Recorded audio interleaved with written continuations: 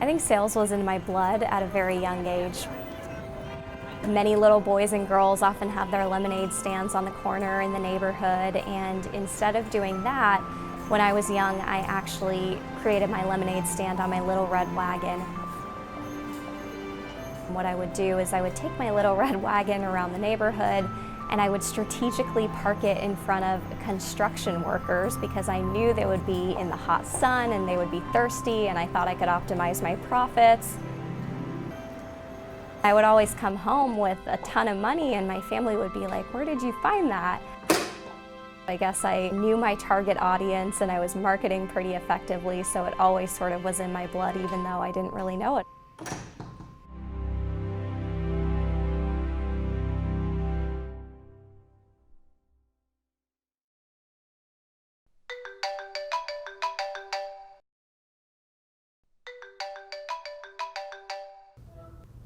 Hi, Mom.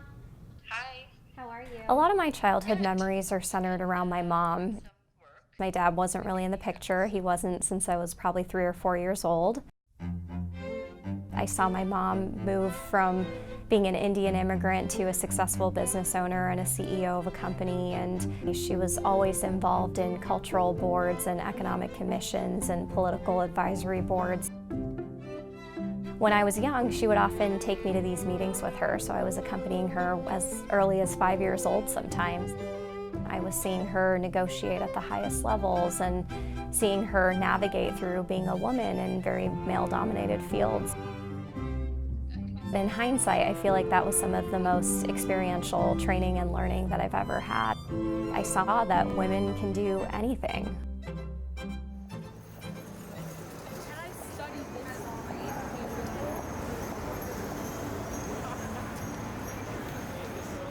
When I applied to work at Microsoft, I actually applied for a marketing role. And when I was going through the interview process, it was the recruiter who suggested to me that I think about sales.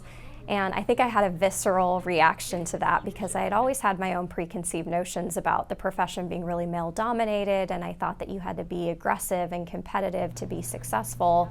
And I just didn't think that it was the right environment for me. So I asked her, "Why do you think I would be good at sales?" And she said, "Well, you've demonstrated a strong track record of success. You have persevered in the face of adversity. You're a strong communicator. You listen well. You're very thoughtful in the questions that you're asking.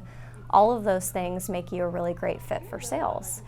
And it was really the first time I had kind of thought about it. And she basically slid me into the queue for sales. I ended up interviewing with an individual who led one of the licensing sales teams at the time. Hey. Connor, how are you? I am great. How are you? I'm good. Looks like Dan's joining as well. Hey, Dan. Hey guys, how you doing? What's up, Dan? Good to see you guys. Unbeknownst to me at the time, the recruiter was actually right. I really enjoyed sales. I was also really good at it. I was hitting my number year over year. I helped move the district from worst to first in many of the scorecard metrics. I was winning a bunch of awards. It gave me a really good foundational knowledge of Microsoft to learn all of the different products and tools and to be able to get time in front of customers to see really what's important to them firsthand. Sales can be a very lucrative profession, so it ended up working out really well for me.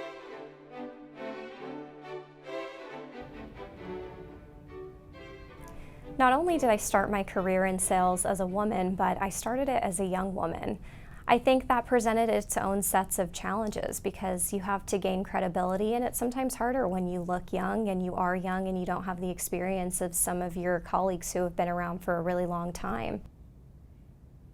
People told me, maybe you should hide your age to gain more credibility, or maybe you should act like a man because you work in technology, which is a very male-dominated field. And I don't really subscribe to the notion that you need to change who you are to be able to be effective as a salesperson or in the work environment, but I think people should leverage those qualities that make them unique.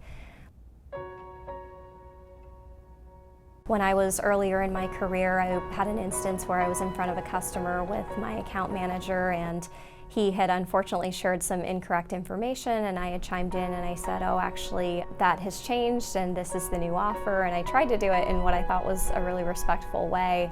But he cut me off in front of the customer and he said, "Sweetheart, I've been in sales longer than you've been alive." And in that moment, I was just so taken aback and shocked because no one had ever said anything like that to me. I ended up entrusting a female leader at the company, and I shared what happened to me and asked her for advice on what she would have done. She had actually reported it on my behalf.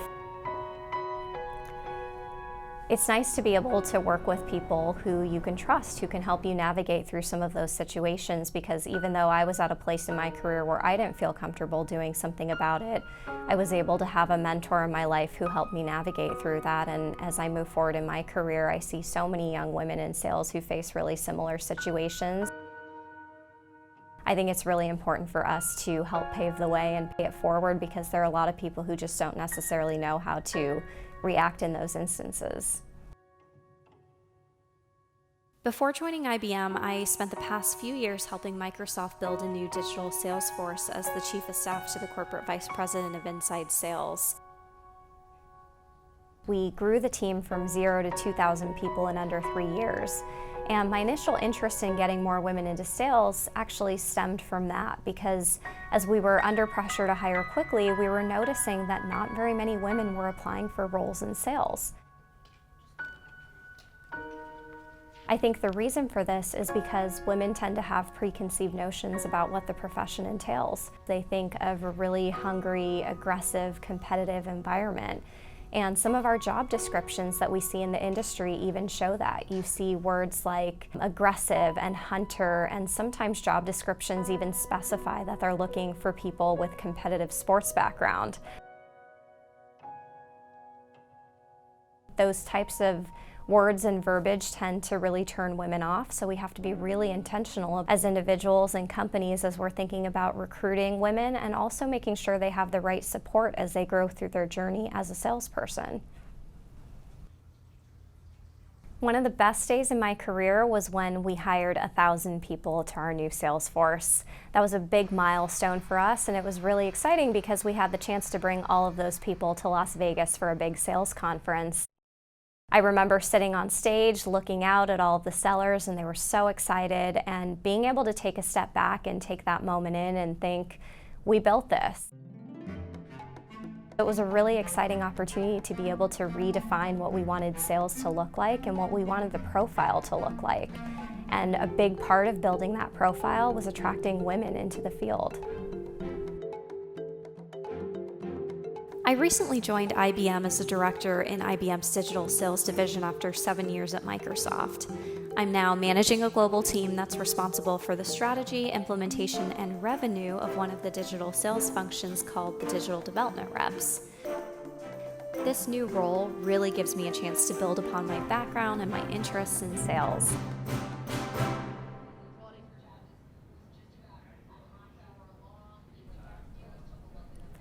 My journey over the past few years has actually been relatively smooth, because I think I've been open-minded about the various opportunities that have come my way.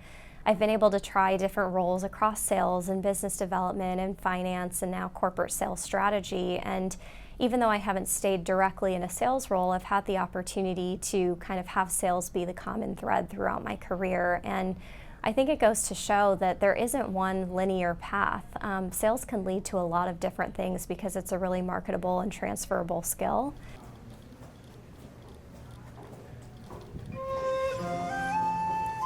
My hope is that we see gender equity across all levels of sales in the future. I would love to see at least 50% of women in individual contributor roles all the way up until sales leadership. I think it's a really worthwhile profession for women, and I would love to see more and more women feel like they can achieve their career goals in that profession.